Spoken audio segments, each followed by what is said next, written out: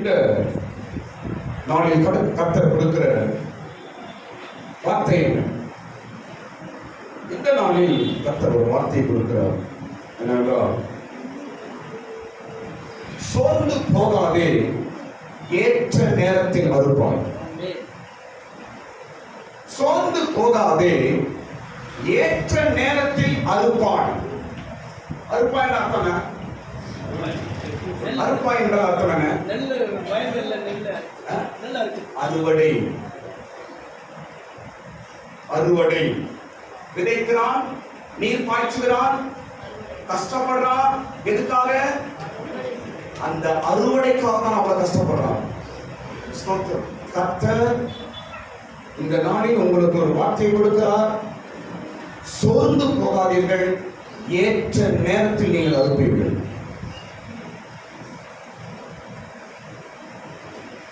சோர்ந்து போகாதீங்க. சீக்கிரத்தில் ஒரு அறுவடை உனக்கு உண்டு. சீக்கிரத்தில் ஒரு பலனை நீங்கள் பெறுவீர்கள். சீக்கிரம் வரும், கவலைப்படாதீங்க. விதைத்தவன் அறுப்பான், பிரயாசப்பட்டவன் பலனை பெறுவான். கண்ணீரோடு விதைக்கிறவன் கம்பீரத்தோடு அறுப்பான். அரித்த அறுக்கட்டுகளை அவன் சுமந்து கொண்டு கம்பீரமாய் நடந்து போவான்.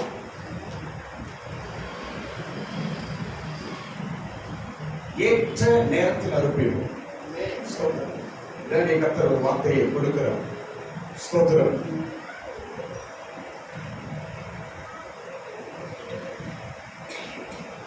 சோர்ந்து போகாதீர்கள், ஏற்ற நேரத்தில் அறுப்பீர்கள். இந்த வார்த்தையை பவுல் எழுதுகிறார். நான் அப்புறம் சொல்ற சபைகளை கவனியும். இந்த வார்த்தையை பவுல் சொல்லுகிறார். யாருக்கு சொல்லுகிறார்? கலாத்திய சபைக்கு சொல்லுகிறார். கலாத்திய சபைக்கு சொல்லுகிறார். ஏன் சொல்லுகிறார்?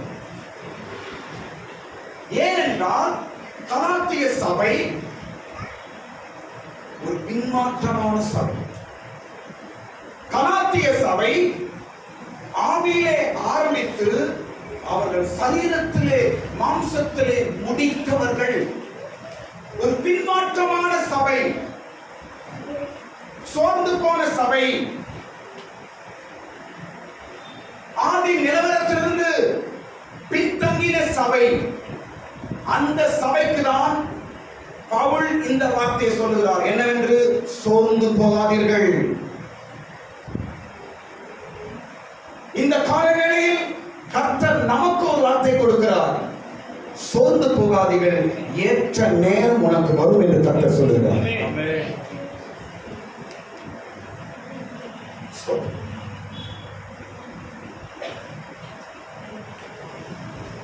ஒரு கேள்வி கவனிங்க. ஒரு கேள்வி. ஏன் நம்முடைய ஆசீர்வாதம், நம்முடைய நன்மை, நாம் எதிர்பார்க்கும் காரியம், ஏன் இவையெல்லாம் தள்ளி தள்ளி போகிறது? மணி சொல்ல கவனிங்க. ஏன் நம்முடைய ஆசீர்வாதம், நமக்கு வர வேண்டிய நன்மை, நாம் எதிர்பார்க்கிற காரியம், இவையெல்லாம் ஏன் தள்ளி தள்ளி போகுது என்று ஒரு கேள்வி. ஏன் தள்ளி தள்ளி போகுது? ஏன் தள்ளி தள்ளி போகிறது? என் ஆசீர்வாதம் ஏன் தள்ளி போகுது? எனக்கு நட வேண்டிய காரியம் தள்ளி போகுது? நான் எதிர்பார்க்கிற காரியம் ஏன் தள்ளி போகுது? ஒரே பதில் தான். நாம் சோர்ந்து போவதினால் அது தள்ளி போகுது. இதுதான் பவுல் எழுது. சோர்வு என்பது சாத்தானின் ஒரு ஆயுதம். சோர்வு என்பது சாத்தானின் ஒரு ஆயுதம். எனக்கும் ஒரு சோர்வு, எல்லாருக்கும் தான். கடவுள் எனக்கும் தான் பேசுறேன். என்ன ஊழியம், இவ்வளவு பிரயாசப்படுறோமே, இவ்வளவு கஷ்டப்படுறோமே, இவ்வளவு ஜெபிக்கிறோமே, இவ்வளவு பாடுபடுறோமே, ஆனாலும் எதிர்பார்த்து நடக்கலையே. உங்களுக்கு அந்த சோர்வுகள் வரும்.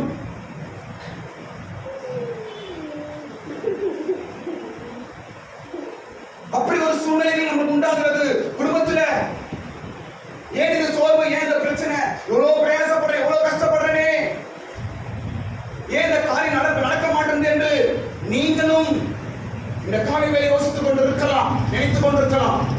ஒரே வார்த்தை, நாம் சோர்வடைய நமக்கு வர வேண்டியது தள்ளி தள்ளி போயிட்டு. சோர்ந்து போகாதிருங்கள், ஏற்ற காலத்தில் அறுப்பீர்கள். சோர்ந்து போனால் அந்த ஏற்ற காலம் என்ன ஆகுது சொல்லுங்க? தள்ளி தள்ளி போகுது. சாத்தான் ஏன் நமக்கு சோர்வை உண்டாக்குறான் என்றால், நமக்கு வர வேண்டிய ஆசீர்வாதம் அது இன்னும் தள்ளி தள்ளி போகணும். உனக்கு வர வேண்டிய ஆசீர்வாதத்தை நீ சீக்கிரம் பெற்றுக் கொள்ள கூடாது, நீ தள்ளி தள்ளி போகணும் என்பதற்காக அவன் உபயோகப்படுத்தும் ஒரே ஆயுதம் சோர்வு.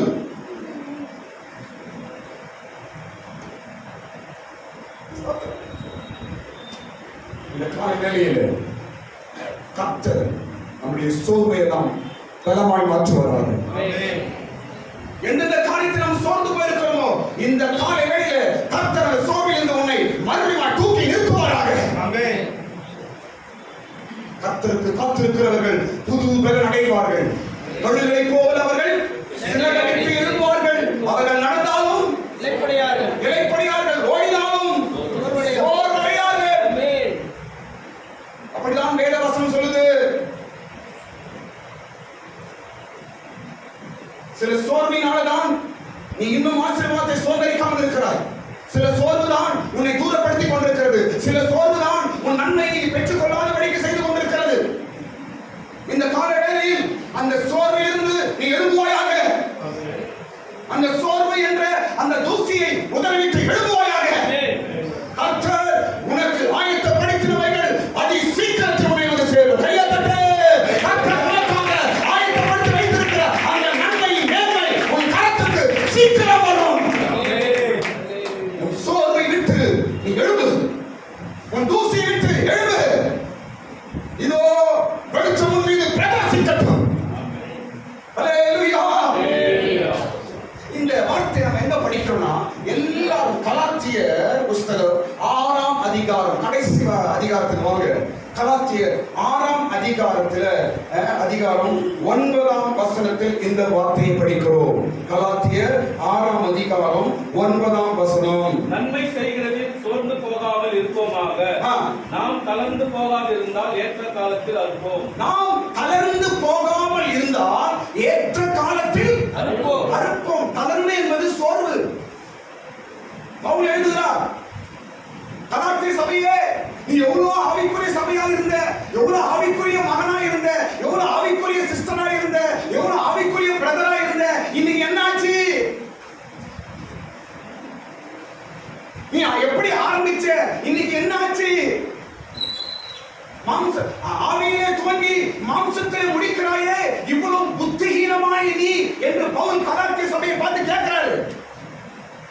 தயவுசெய்து நான் சொல்லுகிறேன், ஸ்தோத்திரம், ஒரு முறை கூட நான் எப்படி இதை துவங்கினேன் என்பது நாம் பார்த்து கொண்டே இருக்க வேண்டும். நான் பைபிளை தூக்கும் போது எப்படி இருந்தேன், நான் சர்ச்சைக்கு வரும்போது எப்படி இருந்தேன் என்பதை அடிக்கடி நாம் ஞாபகப்படுத்திக் கொண்டே இருக்க வேண்டும். மறுபடியும் அந்த இடத்துக்கு வரும்போதுதான் நாம் ஆசீர்வாதத்தை சுதந்திரித்துக் கொண்டே இருப்போம். என்ன சொல்லுங்க? சோர்ந்து போகாதீர்கள், ஆசீர்வாதத்தை சுதந்திரிப்பீர்கள் என்று இங்க ஒருத்தர் சொல்றார். பவுல் சொல்றாரு. இந்த வார்த்தையை அவர் எங்க சொல்றாரு?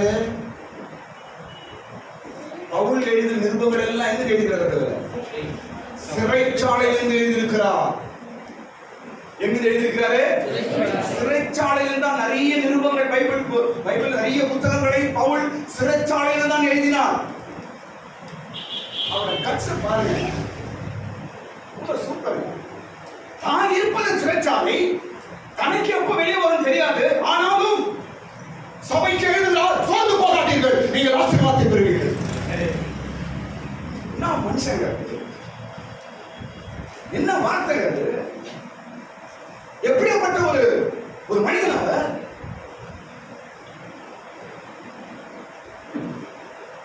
தான் இருக்குது ஜெயில, ஆனா சொல்ற வார்த்தை மற்றவர்களை தைரியப்படுத்துகிறார். அப்போ என்ன தெரியுது? அவர் சோர்ந்து போகவில்லை என்பதை தெரியும். அவருடைய சூழ்நிலை அவர் சோர்ந்து போகவில்லை. அவர் சிறைச்சாலையில் இருக்கிறார், சோர்ந்து போகவில்லை. அவர் தனிமையா இருக்கிறார், சோர்ந்து போகவில்லை.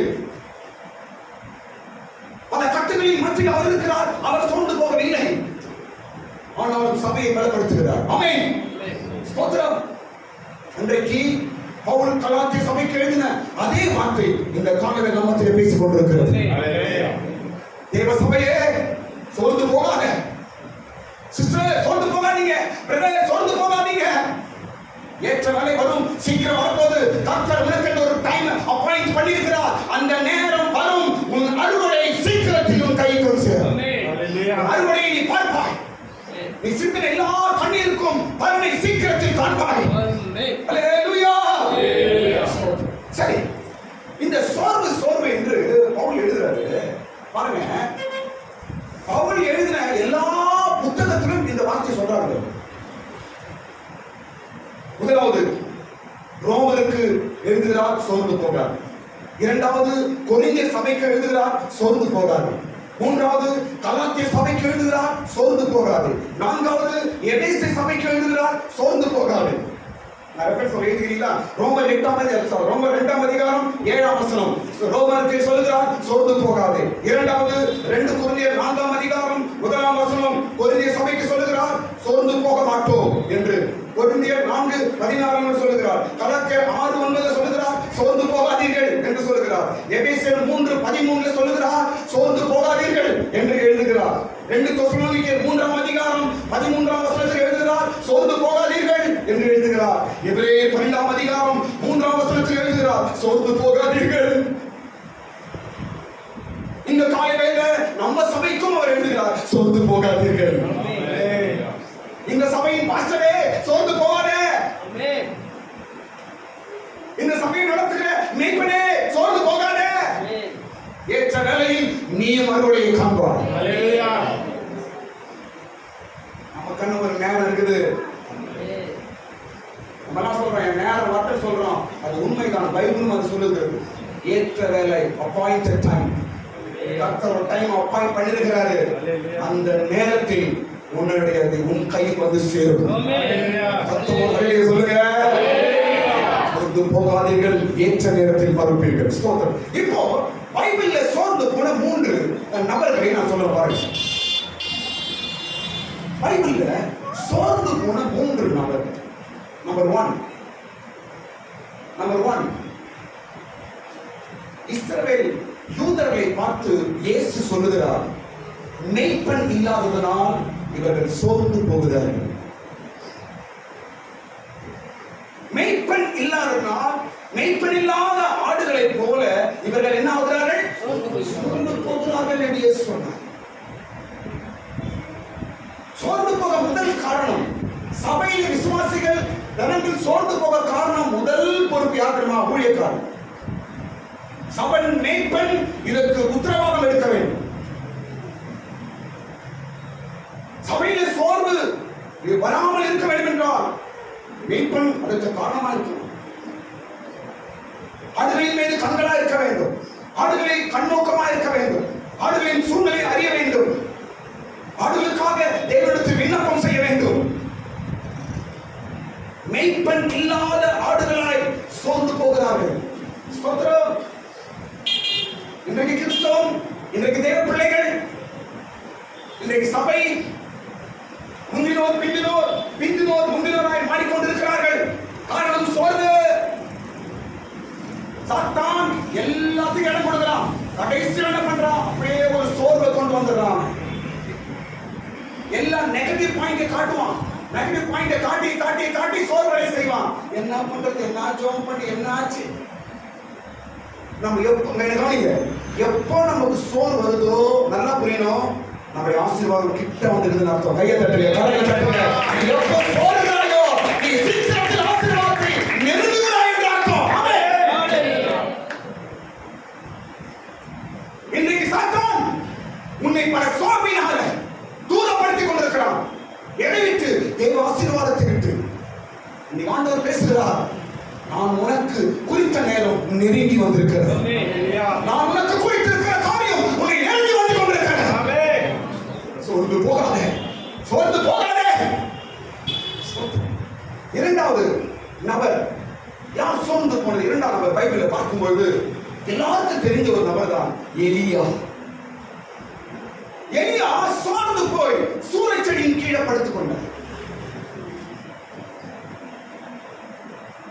எலியாவுக்கு சோர்வு வர காரணம் என்ன? எலியா ஏன் சோர்ந்து போனா? ஏன் எலியாவை நான் பாயிண்ட் அவுட் பண்ணி சொல்றேன்னா, சோர்வுன்றதுக்கு உடனே நம்ம மைண்ட்ல வர்றது எலியா தான்.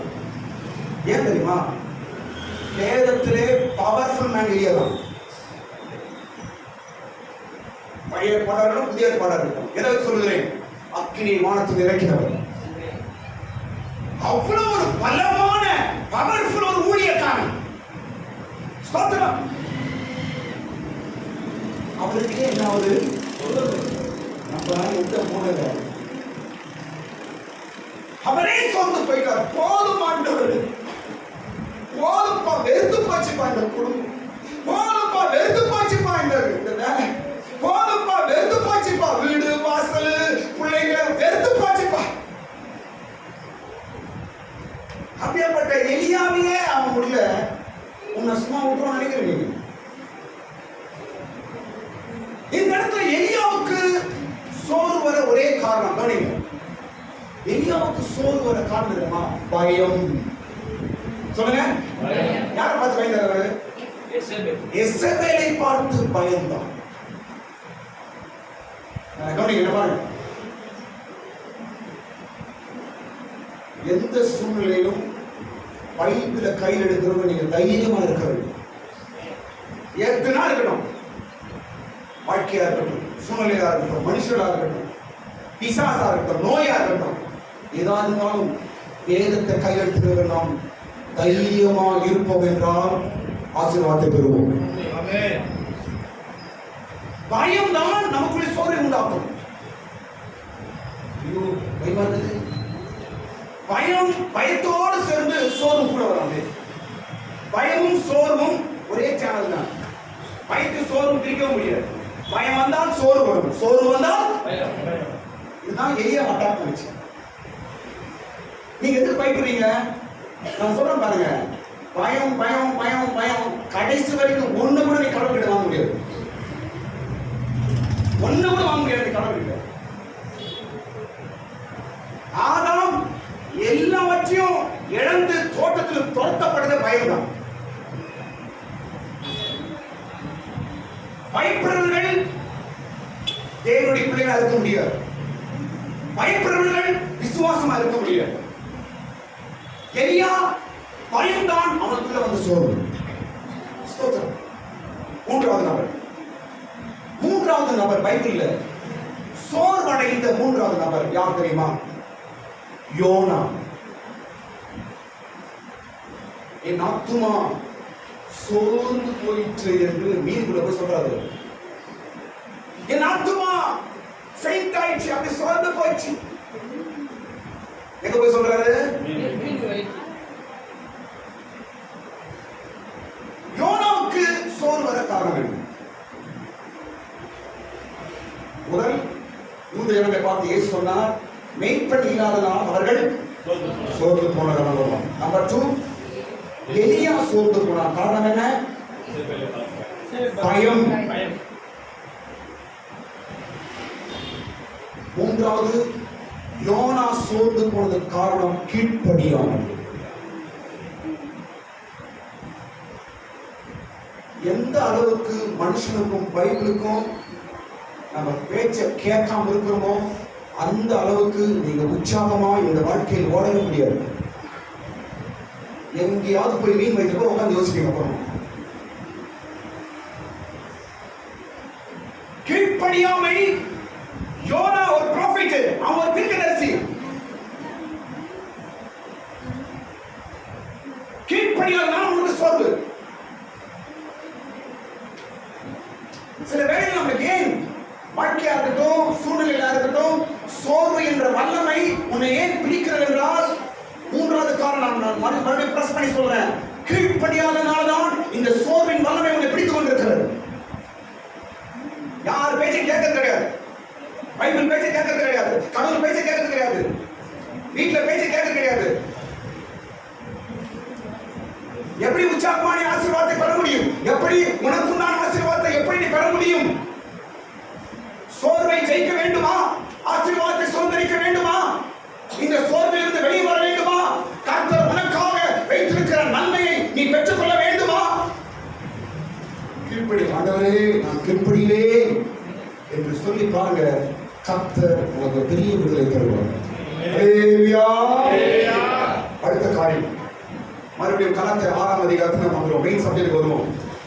கலாத்தியர் 6ஆம் அதிகாரத்துல ஒரு 10 வசனத்துல ஒரு 6 விஷயம் பவுல் அங்க எழுதுகிறார். தளர்ந்து போகாமல் இருப்போம் என்றால் ஏற்ற நிலையை நாம் அறுப்போம். சோர்ந்து போகாமல் இருப்போம் என்றால் நாம் ஏற்ற நிலையை அறுப்போம் என்று பவுல் 6ஆம் அதிகாரம் 1லிருந்து ஒரு 10 வசனம் வரைக்கும் முக்கியமான விஷயத்தை பேசுறாரு. அதுக்கப்புறம் இருக்கிறது நமக்கு இப்ப தேவையில்லை. அந்த 10 வசனத்துல ஒரு 6 விஷயங்கள் நான் உங்களுக்கு சொல்ல போகிறேன். ஸ்தோத்திரம். எப்படி கலாத்திய சபையை அவர் பலப்படுத்துகிறார், எப்படி இந்த கலாத்திய சபைக்காரை பவுல் பலப்படுத்துகிறார், எப்படி பின்மாற்றமாய் சோர்வாய் காணப்படுகிற அந்த கலாத்திய சபை ஜனங்களை எப்படி சோர்விலிருந்து வெளிவரும்படிக்கு ஒரு புத்திமதி அவர் சொல்லுகிறார் என்று ஒரு 6 விஷயம் வந்து எழுதப்பட்டிருக்கிறது. ஸ்தோத்திரம். இந்த 6 விஷயம் நாம் கை கொள்வோம் என்றால் நிச்சயமாய் இனி நம்ம வாழ்க்கையில் சோர்வு நம்மை நெருங்க முடியாது.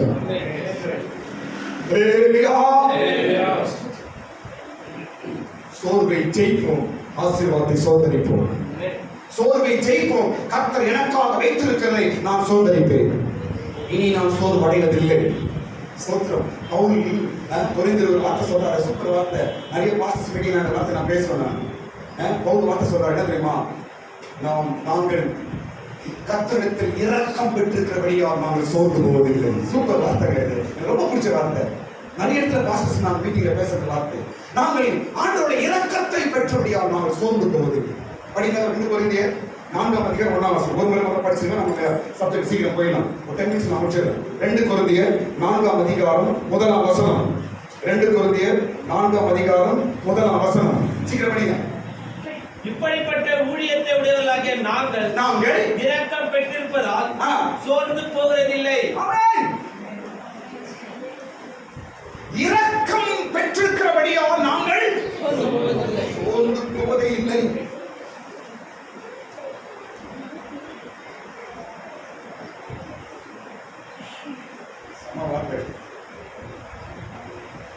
இரக்கம் பெற்றவர்கள் சோர்ந்து போக மாட்டார்கள்.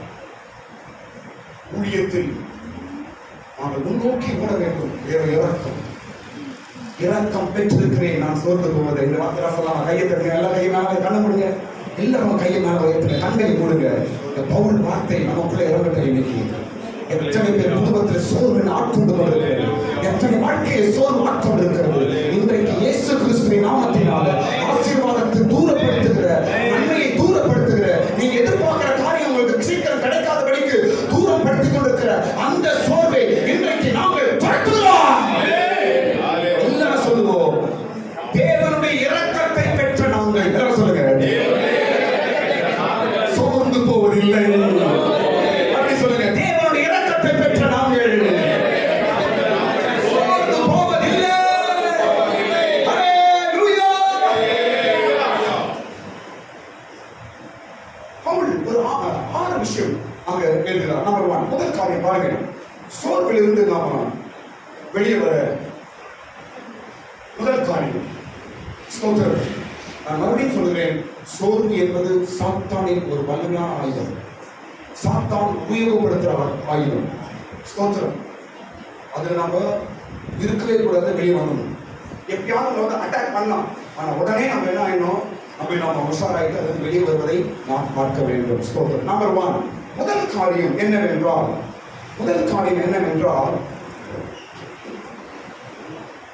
சோர்ந்து போகிறவர்களை சாந்தமாய் அவர்களை சீர்படுத்த வேண்டும்.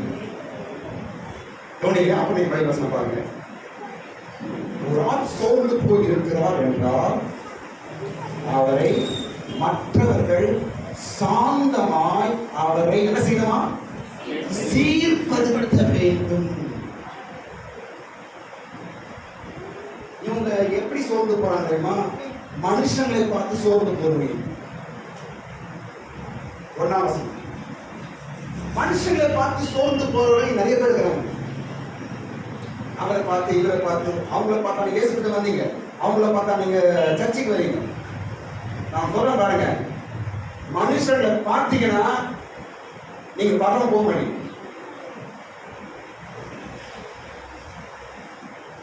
என்ன கூட பார்க்கக்கூடாது. வேதத்தையும் இயேசுவை தான் பார்க்க வேண்டும்.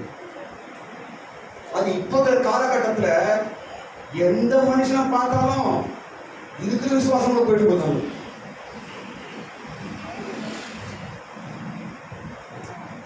நான் ரொம்ப ஆசைப்படுவேன், எனக்கு ரொம்ப ஆசை. என்னன்னா யாருக்கிட்டையாவது ஏதாவது கத்துக்கணும், யாருக்கிட்டையாவது ஏதாவது கத்துக்கணும் நான் ரொம்ப ஆசைப்படுவேன். ஏன்னா அப்படிதான் நான் வளர்ந்தேன். பாஸ்டர்ஸ் கூட அப்படி என்னை ரொம்ப நேசிப்பாங்க. பாஸ்டர்லாம் என்னை விட மாட்டான். பெரிய பெரிய சீஃப் பாஸ்டர்லாம் என்னை கூடயே வச்சுப்பாங்க. வச்சு நிறைய கற்றுக் கொடுப்பாங்க. அடியெல்லாம் வாங்கிக்கிறேன், முதலாம் வாங்கிக்கிறேன், கார்த்திட்டு இருக்காங்க, எல்லாம் வாங்கிக்கிறேன். ஸ்தோத்திரம். மற்றவர்களை பார்த்து கற்றுக்கொள்ள நான் ரொம்ப ஆசைப்படுவேன். ஸ்தோத்திரம். இதுதான் நீங்களும் செய்யணும். மற்றவர்கள் அவங்க இப்படி இவங்க இப்படி பார்த்தீங்கன்னா நான் உண்மையா சொல்றேன், ஆசீர்வாதம் பெற முடியாது, பரவவும் போக முடியாது. மனிதர்கள் ஜஸ்ட் என்ன பண்றது, என்ன சொல்றது, ரயிலு ஜெயிலு சொல்லுங்க, ரயிலு ஜெயிலு என்ன அர்த்தம் இது? ரயிலும் நிரந்தரம் இல்லை, ஜெயிலும்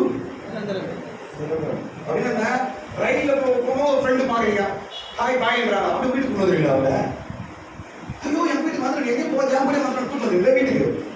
என்ன பண்ணுவீங்க? உங்க ஸ்டேஷன் வந்த உடனே ஹாய் பாய்.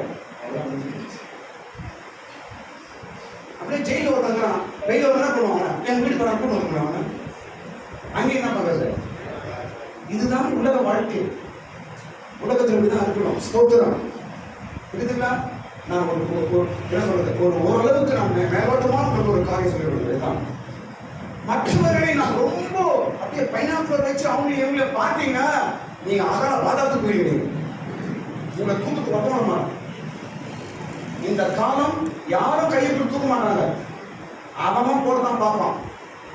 நீங்க மனிதர்களை பார்ப்பீர்கள் என்றால், மனுஷர்களை பார்த்து சோர்ந்து போகிறவர்கள் கிட்டத்தட்ட 3/4 கிறிஸ்தவர்கள் இருக்கிறார். அவங்க எப்படி இருக்கிறாங்க, இவங்க எப்படி இருக்கிறாங்க, அவங்க அப்படி பண்றாங்க, அந்த பாஸ்டர் எப்படி இருக்கிறாரு, இவங்க எப்படி இருக்கிறாரு, அப்படி இருக்கிறாரு. உனக்கு ஆசீர்வாதம் என்ன ஆனாவா? நீ பகலவ போனவானவா? இப்படி சோர்ந்து போகிறவர்களை எப்படி நாம் செய்ய வேண்டும்? பவுல் சொல்றாரு, அவர்களுக்கு சாந்தமாய் என்ன பண்ணவா? சீர்படுத்த வேண்டும். சாந்தமாய் சாந்தமாய். நீங்க மற்றவங்களை சோர்ந்து போனவங்க என்ன பண்ணீங்க?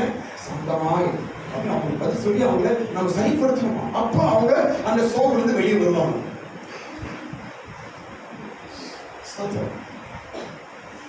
சாந்தமாய் அவங்களுக்கு பதில் சொல்லணும். நீங்க தான் ஒருத்தர் சபை அப்படிதான், அப்பதான் வெளியே வர முடியும். அவன் கிட்ட போயிட்டு, அவன் ஆல்ரெடி சோர்ந்து போயிடும். அவன் கிட்ட போயிட்டு நீ இப்படி செய்ய, அவங்க போயிட்டு பேச நினைச்சுக்க, சாமி ஒரு சாதாரண ஒரே ஒன்று கொடுக்கும். மற்றவர்கள் குறை சொல்வது, அவங்களை பற்றி சொல்றது, அவங்களுடைய கூடிய அவங்களுக்கு சொல்றது, இதான் நம்ம வேலை கிடையாது. கர்த்தர் பார்த்து வருவார். இதெல்லாம் தான் ஒரு மனிதனை சோர்ந்து வெளியே வராமல் செய்தாங்க. இன்னைக்கு சோர்ந்து போய் நான் சொல்றேன் பாருங்க, என்ன பாருங்க, சோர்வு உங்களுக்கு சாதாரணமாக தெரியும், ஆனா சோர்வின் விளைவு பின்மாற்றம். சோர்வு உங்களுக்கு ஆரம்பத்தில் ஒரு சாதாரண விஷயமா தெரியும், ஆனால் அதன் பெரிய விளைவு உன்னை பின்மாற்றத்தில் கொண்டு போய் நரகத்தை தருகிறது. இன்றைக்கே உன் சோர்வில் இருந்து நீ வெளியே வர வழியை பாரு. சாந்தமான வார்த்தையை சொல்லி அவனை சீர்திருத்து. படிக்க 6ஆம் அதிகாரம் சீக்கிரம் படிக்க. சகோதரரே, ஒருவன் யாதொரு குற்றத்தில் அகப்பட்டால் ஆவிக்குரியவராகிய நீங்கள் சாந்தமுள்ள ஆவியோடு அப்படிப்பட்டவனை சீர்பொருத்த பண்ணுங்கள். போதும். ஒருவேளை தவறு செய்தான், ஒரு தப்பு செஞ்சுட்டு அவன் சோர்ந்து போய் இருக்கிறான் என்றால், ஒரு தவறுல மாட்டி சோர்ந்து போய் இருக்கிறான் என்றால் அவன் என்ன செய்யணுமாமா? நம்ம சாந்தமாய் அவனுக்கு புத்தி சொல்லி அவனை சீர்படுத்து. ஜெபிக்கலாம். சிஸ்டர் கவலைப்படாதீங்க, ஜெபம் பண்ணுவோம். பிரதர் கவலை கவலைப்படாதீங்க, ஜெபம் பண்ணுங்க. கர்த்தர் மன்னிப்பார், கர்த்தர் பார்த்துக் கொள்வார், கர்த்தர் கூட இருப்பார், கைவிட மாட்டார், உங்களை நிச்சயமா செய்வார். இப்படி அன்பால் சாந்தமான வார்த்தைகளை சொல்லி சோர்ந்து போனவர்கள் நாம் என்ன செய்ய வேண்டுமா? சீர்திருத்த வேண்டும். அப்படி நடக்கும் என்றால் நாம் சோர்விலிருந்து வெளியே வர நிறைய சான்ஸ் இருக்கு. அதே ஆளுக்கு இன்னொரு வார்த்தை பவுல் சொல்றாரு, நீ மற்றவனுக்கு புத்தி சொல்லி அவன் சோர்வுக்கு புத்தி சொல்லி நீ சிக்கிட போற, நீ ஜாக்கிரதையாரு, நீ சோதிக்கப்படுவாய். அதே வசனத்தை அதுலயும் படிங்க, நீயும் சோதிக்கப்படாதபடிக்கு உன்னை குறித்து எச்சரிக்கையாயிரு. கொஞ்சம் பேருக்கு மற்றவனுக்கு புத்தி சொல்ல ரொம்ப ஆசை ஆகுது. ஏன்னா ரொம்ப கேட்டாங்க போயிருக்காங்க. மற்றவங்க புத்தி சொல்ல முன்னாடி வந்துடும், மூக்கு முன்னாடி வந்துடும். அவங்களுக்கு தான் பைபிள் பவுல் எழுதுற, ஜாக்கிரதையாரு, நீ நிக்கிறடி பாக்குறியா, நாளைக்கு நீ சோதிக்கப்படாத, உன்னை குறித்து எச்சரிக்கையாரு. ஸ்தோத்திரம். ஒவ்வொரு பிரசங்கம் பண்ண பிற்பான அந்த பிரசங்கம் என்னை எப்படி பாதிக்குன்னு என்ன தெரியும், என் வீட்டு மனைவி தெரியும். ஒவ்வொரு பிரசங்கத்துக்கு பின்னாலும் ஒரு சோதனையின் பாதை எங்களுக்கு ஊழியக்காரன். நெட்ல பார்த்து கூகுள்ல பார்த்து பேசணும் ஒரு பிரச்சனை இருக்காது. முட்டி போட்டு தேவனத்து மணிக்கணக்கான ஆண்டவர்கிட்ட வாங்கி பேசாம அவனுக்கு அந்த வார்த்தையின் பிரசங்கம் பண்ணி வெளியே வரதுக்கு சில நாட்கள் ஆகும். வர சோதனைகளை அவன் தாண்டி வெளியே வர வேண்டும். ஸ்தோத்திரம். அதனால் ஏனே சொல்ல வருவேன், நான் புத்தி சொல்றதுக்கு வரேன், கர்த்தரை எனக்கு சார்ந்த வச்சிருக்கான்னு பேசுகிறேன். எனக்கும் சோதனைகள் உண்டு. ஸ்தோத்திரம். மற்றவர்களுக்கு புத்தி சொல்ற, நீ சோதிக்காதபடிக்கு ஜாக்கிரதையாக உன்னை குறித்து. கலாத்திற்கு பவுல் எழுதுகிறார், இதெல்லாம் என்ன சோர்விலிருந்து வெளியே வர்றது. ஸ்தோத்திரம். ஏன் மற்றவர்களுக்கு நல்லா புத்தி சொல்லிட்டு கடைசியில் இவங்க சோர்ந்து போயிட்டாங்க. இன்னைக்கு சபையில் நடக்கிற சூழ்நிலைகள், மற்றவங்களுக்கு புத்தி சொல்றோம், மற்றவங்களுக்கு அதை சொல்றோம், மற்றவங்களுக்கு இப்படி சொல்றோம், அவங்களை பத்தி இவங்களை பத்தி நம்ம ரொம்ப தேர்ந்த மாதிரியும், 80 வயசு 100 வயசு ஆன மாதிரியும், அப்படி பைபிளும் பாதையை கடைச்சு குடிச்ச மாதிரியும், எல்லா பாதையிலும் போய் அப்படி ஜெயிச்சு வந்த மாதிரியும். நான் சொல்றேன் பாருங்க, மண்ணுல போற வரைக்கும் நம்ம ட்ரைனிங் தான். நம்மளுக்கு யாரும் பரிபூர்ணம் கிடையாது. எந்த நேரத்திலும் சாத்தான் உன்னை கீழே தள்ளுவான். எந்த நேரத்திலும் ரட்சிப்பிலிருந்து நீ விடுபடிக்கு சாத்தான் பிரயாசப்படுவான். இந்த சரீரம் மண்ணுல போய் சேர வரைக்கும் நமக்கு பிரச்சனைகள், போராட்டங்கள் உண்டு. ஸ்தோத்திரம். ஆனாலும் தேவ கிருபை நம்மை தாங்கும். ஏன் சொல்ல வேண்டாம், மற்றவர்களுக்கு புத்தி சொல்ல பிற்பாடு நம்மை குறித்து நாம் எச்சரிக்கையாக இருக்க வேண்டும். சோர்வு நம்மையும் பார்க்கும். இரண்டாவது விஷயம் அது முடிஞ்சு. இரண்டாவது காரியம் பாருங்க. ஸ்தோத்திரம். இரண்டாவது காரியம் 2ஆம் வசனத்துல என்ன சொல்றோம், பவுல் ஒருவர் பாரத்தை ஒருவர் சுமந்து இப்படியே கிறிஸ்துவினுடைய பிரமாணத்தை நிறைவேற்றுங்கள். 2வது காரியம், ஒருவர் பாரத்தை ஒருவர் சொல்லுங்க. இதன் அர்த்தம் என்ன? நீங்க பவுல் எந்த அர்த்தத்தை சொல்றார் என்றால், இதெல்லாம் கலாத்திய சபைக்கு புத்தி சொல்றார் பவுல். ஏன்னா கலாத்திய சபை அப்படி தலைகீழ ஆகி போச்சு. என்ன சொல்றாரு என்றால், ஒருத்தர் பாரத்தை ஒருத்தர் சுமக்க வேண்டும். சுமப்பது என்ன? கவனிங்க. சுமப்பது என்றால் என்ன? சொல்லுங்க. சுமப்பதால் என்ன? ஒரு வாரம் ஒரு வருடம் ஒருத்தர் பிரச்சனையை நம்ம என்ன செய்யணுமா? சுமக்க வேண்டும். அப்படின்னா உங்களுக்கு புரியுதை சொல்றோம் பாருங்க. ஒருத்தன் குறையணும் இன்னொருத்தர் சொல்லாத, உள்ளே வச்சுக்கோ, உள்ளே வைத்துக்கொள்.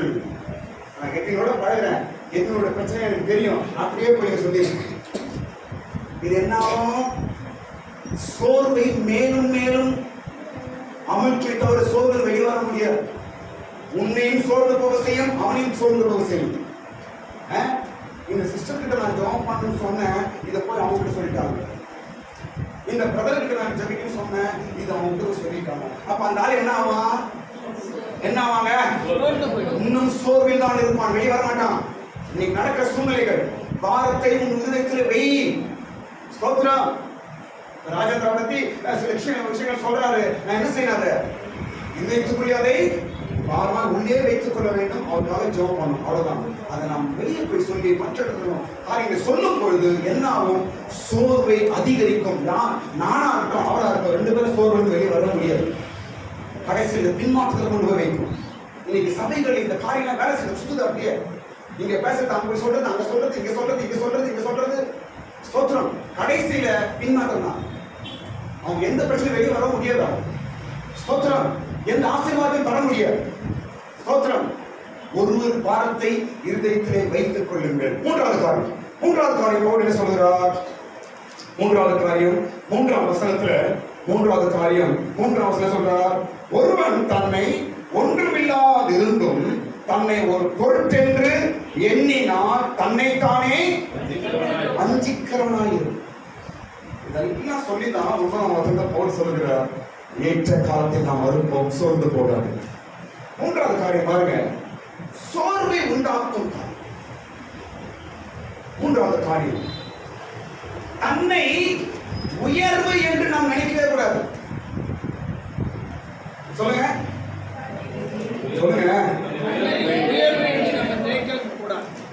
பவுல் எழுதுற, ஒருவன் தான் ஒன்றுமில்லாதிருந்தும், நமக்கு ஒண்ணுமே இல்லையா, நமக்கு என்ன ஒண்ணுமே கிடையாது உனக்கு, ஆனா என்ன பண்ற, உன்னை நீ உயர்வாய் நினைக்கிறாய். நாம பெருசா நம்ம குறித்து நினைக்கவே கூடாது. எந்த அளவுக்கு உன்னை நீ பெருசா உயர்வாய் நினைக்கிறியோ அந்த அளவுக்கு சோர்வு உன்னை அட்டாக் பண்ணும். சோர்வு வெளியே வர முடியாது. தன்னைத்தான் உயர்வாய் நினைக்க கூடாது. எனக்கு தான் தெரியும், எனக்கு எல்லாம் தெரியும். சிஸ்டர்ஸா இருக்கட்டும், கணவனா இருக்கட்டும், மனைவியா இருக்கட்டும், இவைகள் எல்லாம் சோர்வில் அமிழ்த்தும் காரியங்கள். ஆரம்பம் நல்லா தெரியும், கடைசியில் அப்படியே சோர்ந்து போயிடுவாங்க.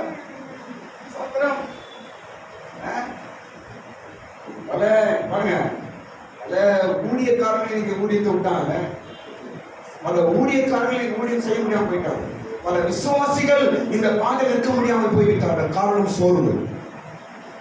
எந்தெந்த வகையில் சோர்வு அவர்களை பாதிக்கிறது பாருங்க. ஒருபோதும் உன்னை உயர்வாய் நினைக்காத,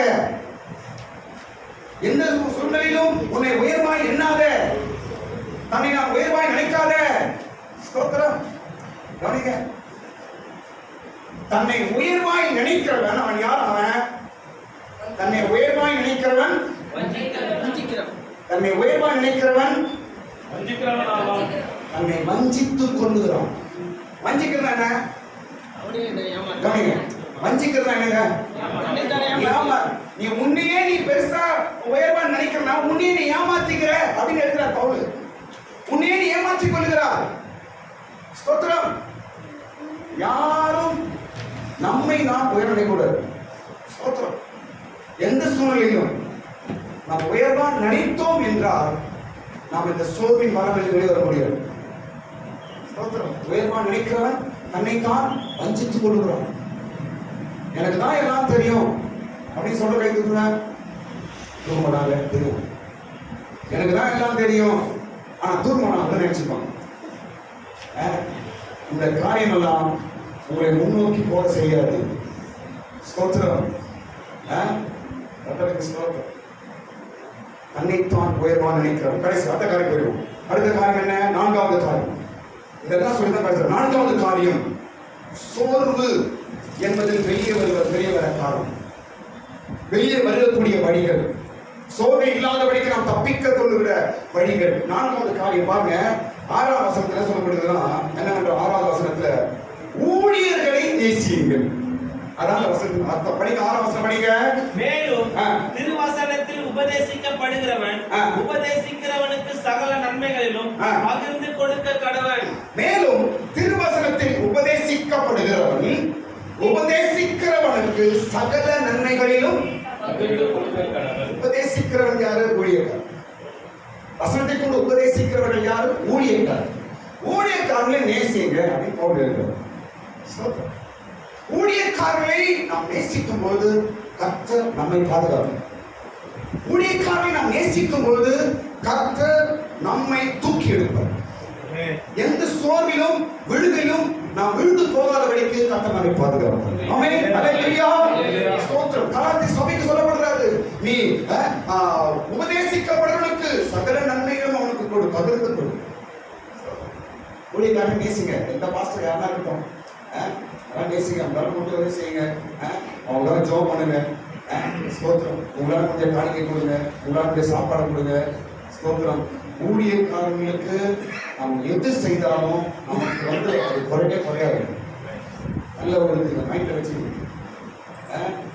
ஸ்தோத்திரம். எந்த ஊழியக்காரர்கள் ஊழியம் பண்றாங்களா யாரா விடும் அதெல்லாம் பார்க்காதீங்க. ஸ்தோத்திரம். உங்களால முடிஞ்சது இந்த தரித்திரனுக்கு ஒரு கலசம் தண்ணி கொடுத்தாலும் அவன் பிரதிபலனை அடையாமல் போக மாட்டான். ஏசு சொல்ற ஸ்தோத்திரம். ஊழியக்காரன் நல்லா நேசி யாரா குறைய பார்க்காதீங்க. நான் மட்டும் பாருங்க, பர்ஃபெக்டான மனுஷன் விசுவாசம் கிடையாது, ஊழியக்காரன் கிடையாது. ஸ்தோத்திரம். சில வேலை ஆவி வைராக்கியம் சில ஊழியக்காரன் பண்றான்னு மனசு வரும். ஆனாலும் நான் ஊழியக்காரனை பத்தி யாருக்கும் நான் பேச மாட்டேன். அது நம்முடைய வேலை அல்ல. நான் பேசணும்னு வச்சுக்கேன், நாளைக்கு அந்த ஆவி எனக்கு முடியும். நான் ஒரு குறையை ஒரு ஆள் குறையை நான் பேசணும்னா அது என்ன பாதிக்கும், என்ன அஃபெக்ட் பண்ணும். ஸ்தோத்திரம். அதனால ஊழியக்காரர்களை நேசிங்க, கர்த்தர் உங்களை உற்சாகப்படுத்துவார்.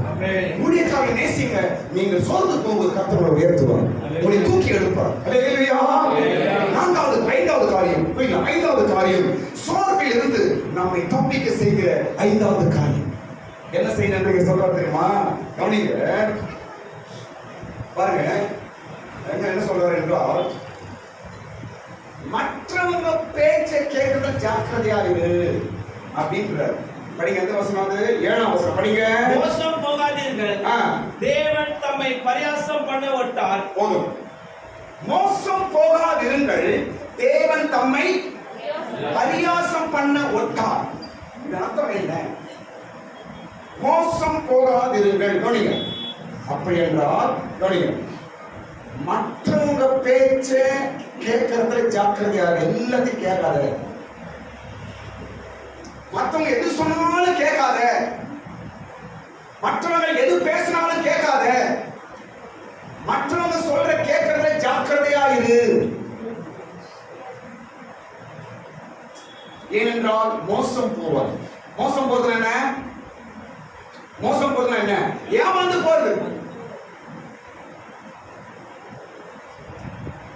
5000 ரூபாய் கட்டுங்க, உங்களுக்கு 5 லட்சம் கொடுத்துறேன். மாசம் 2000 கட்டுங்க, 6 மாசம் உங்களுக்கு 2 லட்சம் வந்து. என்ன சொல்றாங்க மனுஷன்? இது என்ன செய்யறாங்க? போய் கேட்டு என்ன பண்றாங்க? மோசம் போகாதீர்கள் என்றால் பவுல் ஏன் சொல்றாங்கன்னா, எல்லா மனுஷன் சொல்றதையும் கேட்காத, எல்லா மனுஷன் சொல்வதையும் கேட்டுக்கொள்ளாத. ஸ்தோத்திரம். இவர்கள் எல்லாம் நமக்கு என்ன உண்டாகும்? சோர்வை உண்டாகும். சோர்விலிருந்து நம்ம வெளியே வர முடியாது. ஸ்தோத்திரம். அதுல இன்னொரு லைன் சொல்றாரு பாருங்க, தேவன் நம்மை பரியாசம் பண்ண ஒட்டார். இதன் அர்த்தம் என்ன? கவனிங்க. மற்றவர்கள் உங்களை பரியாசம் பண்றது தேவசிக்க கிடையாது. மற்றவர்கள் உங்களை கேலி பரியாசம் பண்றது தேவசித்தம் கிடையாது. நல்லா புரிஞ்சுக்கணும். இந்த வார்த்தை சொல்லுது, தேவன் தம்மை பரியாசம் பண்ண ஒட்டார். அப்படின்னா பரியாசம் பண்ண விடமாட்டார். தம்மை என்றால் நம்மை. நமக்குள்ள யாரு இருக்கிறாரு? சொல்லுங்க. கடவுள் எங்க இருக்கிறாரு? கடவுள் எங்க இருக்கிறாரு? நமக்குள் இருக்கிறார். உன்னை ஒரு ஆள் பரியாசம் பண்றாங்க, யார் பரியாசம் பண்ற போல? கடவுளை பரியாசம் பண்ற போல. அப்ப இந்த வசனம் பாருங்க என்ன எழுதுறாரு? மற்றவங்க உன்னை கேலி பரியாசம் பண்ற மாதிரி நீ நடக்காத. கடவுள் அப்படி விட மாட்டாரு. நம்ம புத்தி எல்லாம் பண்ணிட்டு மற்றவங்க பரியாசம் பண்ண நம்ம நடப்போம் என்றால் அது என்ன ஆகாது? பக்திக்கு பிரயோஜனமா இருக்காது. தேவன் நம்மை பரியாசம் பண்ண ஒட்டார். உன்னை மற்றவர்கள் பரியாசம் பண்ணுவது தேவ சித்தம் அல்ல. ஞானமா இரு, உன் சுய புத்தியில இரு. ஸ்தோத்திரம். இவங்க எல்லாம் அந்த கலாத்தி சபைக்கு கர்த்தர் எழுதுகிறார். மற்றவங்க பேச்சை கேட்டு மற்றவங்க பரியாசம் பண்றது அதுக்கு போய் மாறி இருக்கிறோம். சொந்த புத்தி யூஸ் பண்றதுல அவன் பேச்சு இவன் பேச்சை கேட்டு கடைசியில மற்றவர்கள் பரியாசம் பண்ணி கேலி பண்ணி சிரிக்கிற இடத்துல போய் நின்ன உடனே அவன் எப்படி, அவன் பக்தி என்னவோ மாறுது, அவன் விசுவாசம் என்னவோ மாறுது, சோர்வாய் மாறுகிறது. பாருங்க, இப்ப பள்ளியில உட்கார்ந்து இருக்கிறாரு, அவர் பண்ணது நான் பரியாசம் பண்ணி சிரிக்கிறேன், நான் நாளைக்கு கட்சிக்கு வருவாரு. என்ன கவனிங்க, ராஜேந்திரப்பா அவர் ஏதோ பண்றாருன்னு சொல்லி நம்ம எல்லாம் சிரிக்கிறோம், அவர் பரியாசம் பண்றோம், நாளைக்கு சர்ச்சைக்கு வருவாரா? அப்ப என்ன அது அர்த்தம்? என்ன? சோர்வு, பின்மாற்றம். என்ன சர்ச்சைக்கு போய் அவங்க என்ன சிரிக்கிறாங்க, என்ன ஒரு மாதிரி பேசுறாங்க. நீ சரியில்லை, உன் சுய புத்தி யூஸ் பண்ணல, யார் பேச்சை கேட்டு இன்னைக்கு பரியாசப்படுற நிலைமை நீ வந்துட்ட. அதுதான் உன் சோர்வுக்கு காரணம். தப்பு மற்றவங்க கிடையாது. சுய புத்தி உபயோகப்படுத்து, சுய ஞானத்தை உபயோகப்படுத்து, சுய அறிவை உபயோகப்படுத்து. எல்லாத்துக்கும் மக்கள் போய் நிற்கிறது. பற்றி அதன் பலன் என்னமா? கேலிக்கிறது மனம் வாழ்க்கை மாறும். மற்றவங்களை கேலி பண்ற அளவுக்கு நீ மாறி இருக்கிற. ஏன்? சொந்த புத்தி கிடையாது. கத்தரு பரியாசமா உன்னை கேலி கிண்டல் பண்றாங்கன்னா கத்தர் ஆவியான துக்கப்படுவார். ஒருபோதும் கடவுள் நம்மையும் அவரையும் பரியாசம் பண்ண கடவுள் விடவே மாட்டார். இதெல்லாம் எதுக்கு காரணம்? கடைசியில சோர்வு வருது, பின்மாற்றம் ஆயிடுறாங்க, ஜபம் போயிடுது, சபை போயிடுது, ஐக்கியம் போயிடுது, அவருக்கு வாழ்க்கை பாதிக்கப்படுகிறது.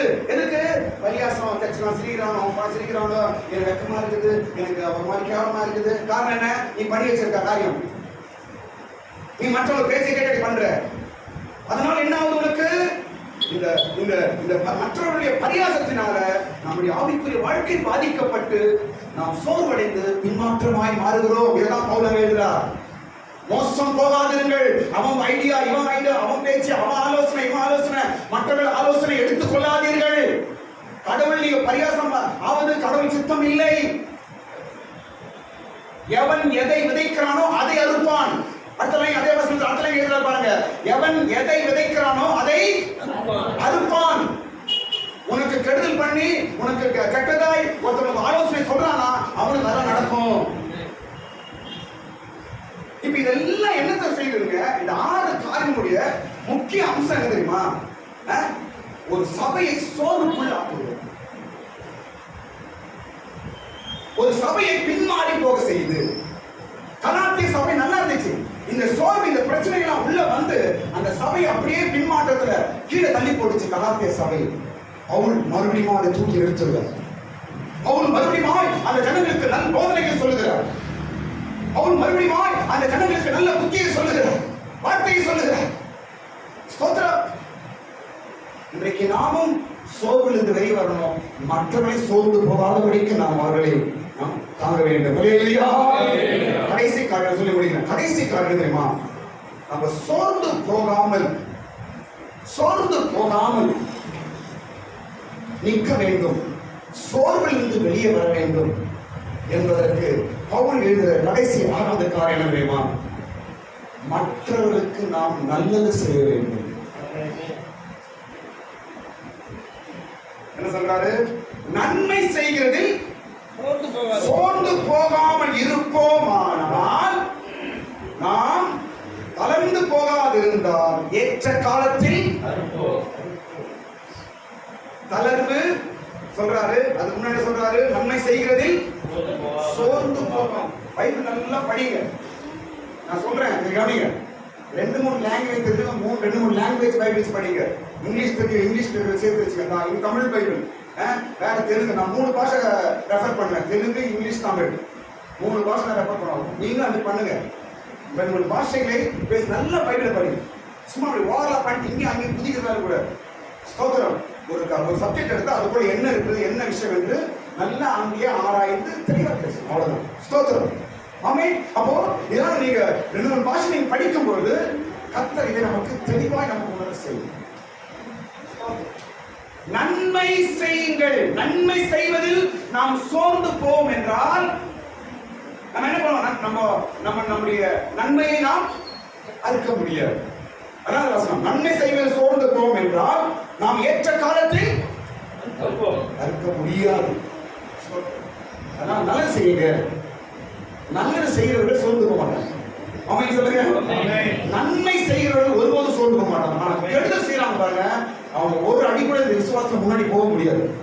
அப்படியே நிற்பாங்க. 20 வருஷம் அங்கதான் இருப்பான், 50 வருஷம் அங்கதான் இருப்பான். வளர்ச்சியே இருக்காது. ஒரு அடி கூட முன்னேற்றம் இருக்காது. ஏன்? யாரும் ஹெல்ப் பண்ண மாட்டாங்க. புத்தியெல்லாம் கெட்ட புத்தி. எப்படி கர்த்தர் நம்ம முன்னோக்கி போக செய்வாரு? எப்படி அவன் ஆவிக்குரிய வார்த்தை வளர்ச்சி உண்டாகும்? எப்படி அவன் ஜபத்துல வளர்ச்சி உண்டாகும்? எப்படி அவன் விசுவாசத்துல வளர்ச்சி உண்டாகும்? நல்லது இருந்தா மைண்ட்ல நல்லது செய்ய என்ன இருந்தா கடவுள் வளர செய்வாரு. நாலு நல்லது உங்களுக்கு கிடைக்கும். எந்த அளவுக்கு நமக்கு கெட்ட எண்ணங்கள் சிந்தனைகள் இருக்கிறதோ அந்த அளவுக்கு நாம் முன்னேற முடியாது. பைபிளோட தத்துவம் தான், பைபிளோட வார்த்தை இதுதான். ஸ்தோத்திரம். நன்மை செய்வதில் சோர்ந்து போகாமல் இருங்கள், நன்மை செய்யுங்கள், நன்மை செய்யுங்கள், நல்லது செய்யுங்கள். ஸ்தோத்திரம். 2 பேரும் நல்லது செய்ய சொல்றாரு.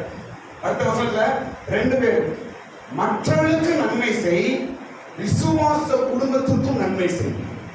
10ஆம் வசனத்துல சொல்றாரு பாருங்க, மற்றவர்களுக்கு நன்மை செய், அது மாத்திரமல்ல விசேஷமாக விசுவாச குடும்பத்திற்கு நன்மை செய்.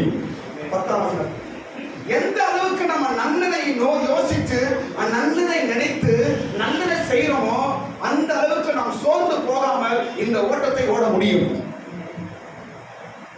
நன்மை செய்வோம் என்றால் சோர்ந்து நாம் வெளியே வர முடியும். ஸ்தோத்திரம். நான் ஒரே ஒரு உதாரணம் சொல்றேன், கவனிங்க. ஒரே ஒரு உதாரணம் சொல்றேன். மதர் தெரேசா, அப்பவே அவங்க மைண்ட் வரும். மதர் தெரேசா கடைசி வரைக்கும் அவங்க அந்த சோசியல் ஒர்க்ல இருந்தாலும் செத்தாங்க. வயசாயிடுச்சு, இருந்தாலும் அவங்க அந்த சோசியல் ஒர்க் அந்த வேலையில இருந்துதான் மறித்தாங்க கடைசி வரைக்கும். என்ன காரணம்? என்ன காரணம்? நம்மளால செய்ய முடியுமா? 4 நாள் செய்வாங்க, போ. 10 நாள் செய்ய 14 நாள், போ. ஆனா மதர் தெரேசா கடைசி உயிர் வரைக்கும் அவர்கள் சேவை செய்தார்கள். எப்படி கடைசி வரைக்கும் அவங்க செய்ய முடிஞ்சது? காரணம் என்ன? சோர்வே இல்லாமல் செய்தார்கள். காரணம் அவங்க மனதுல நல்லது செய்யணும், நல்லது செய்யணும் என்ற காரியம் இருக்குது. தட்டுங்க, கடவுள் தட்டுங்க. அவங்க ஏன் அவர்கள் சோர்ந்து போகாமல் கடைசி வரைக்கும் தன் சேவையை செய்தார்கள் என்றால் அவங்க மனதில் மற்றவர்களுக்கு நல்லது செய்யணும், மற்றவர்களுக்கு நல்லது செய்யணும், நம்மளால முடிஞ்ச என்ன செய்யணும், நம்மளால முடிஞ்ச ஏதாவது ஹெல்ப் பண்ணணும், நோயாளி ஹெல்ப் பண்ணணும், இல்லாதவங்க ஹெல்ப் பண்ணணும் என்ற மற்றவர்களுக்கு நல்லது செய்யணும் என்ற ஒரு காரியம் அவர் மனதில் இருந்ததினால் கடைசி வரைக்கும் அவர்கள் சோர்ந்து போகாமல் அவருடைய வேலையை செய்து முடித்தார்கள். இதெல்லாம் நம்ம அடையாளம், இதெல்லாம் பார்க்கணும். ஸ்தோத்திரம். அநேகர் ஆரம்பிக்கிறாங்க, பாதியில போயிடுது. அநேகர் ஆரம்பிக்கிறாங்க, பாதியில போயிடுது. அநேகர் ஆரம்பிக்கிறாங்க, முக்காபாதத்தில் போயிடுது. யாரும் செய்து முடிக்க முடியவில்லை. சோர்ந்து போயிடும். குடும்பம் இருக்கட்டும், வாழ்க்கையா இருக்கட்டும், எதுவாக இருக்கும், சோர்வு. நல்லதை மற்றவர்களுக்கு நாம் செய்வோம் என்றால் இந்த சோர்வு நாம் சீக்கிரம் வெளியே வரும். அல்லேலூயா. அவர் கலாத்திற்கு 6 விஷயங்கள் எழுதுகிறார். இன்றைக்கு நம்முடைய சோர்வு என்ன? நமக்கு வர வேண்டியது ஏன் தடைபடுகிறது? நமக்கு வர வேண்டியது ஏன் தள்ளி போகிறது? நமக்கு வர வேண்டியது ஏன் இன்னும் டிலே ஆகுது? எனக்கு ஆண்டவர் வாக்குறுதி கொடுத்திருக்கிறாரே, இன்னும் என் கைக்கு வரலையே, என்ன என்று கேள்விக்கு ஒரே பதில் தான். எந்த அளவுக்கு நாம் சோர்வு அடைகிறோமோ, எந்தெந்த விஷயத்தில் நாம் சோர்ந்து நிற்கிறோமோ அது வரைக்கும் அந்த சோர்வு தான் எல்லாவற்றையும் நம்ம இடத்தில் தூரம் செய்து கொண்டே இருக்கிறது. கர்த்தர் அந்த சோர்வில் நம்மை விடுதலை ஆக்குவாராக. நிச்சயமாக கர்த்தர் நம்மை பலப்படுத்துவாராக. பவுலின் வார்த்தை நம்மை உயிர்ப்பிக்கட்டும். எல்லாரும் ஸ்தோத்திரம் பண்ணுங்க. ஹல்லேலூயா. ஸ்தோத்திரம் ஆண்டவரே. Amen. Praise the lord. Hallelujah. Hallelujah. Hallelujah. Hallelujah. Hallelujah. Hallelujah. நீர் என்னோடு